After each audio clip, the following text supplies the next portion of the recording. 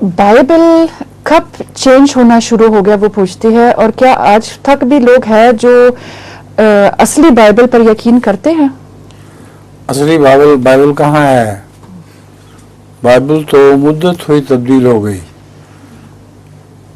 युहर्रिफून अन कलिमे, कुरान करीम में अल्लाह ताला फरमाता है कि यहूद और अमान ने खुद बाइबल में तहरीफ कर दी और अपनी मर्ज़ी के फ़िक्र बीच में दाखिल करने शुरू कर दिए। बाज़ लफ्ज़ों को अपनी मर्ज़ी के मुताबिक तब्दील किया।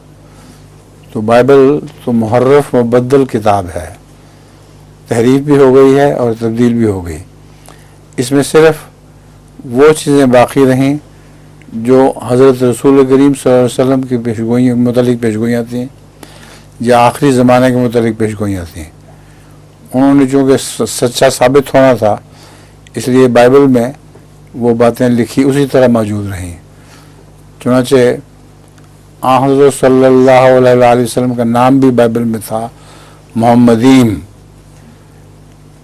तो जब मुसलमानों ने यहूद को तवज्जो दिलाई, ये देखो मोहम्मदीन नाम लिखा हुआ है, तो उन्होंने कहा नहीं, मोहम्मदीन तो जमा है और मोहम्मद वाहिद है, तो ये कैसे हो सकता है?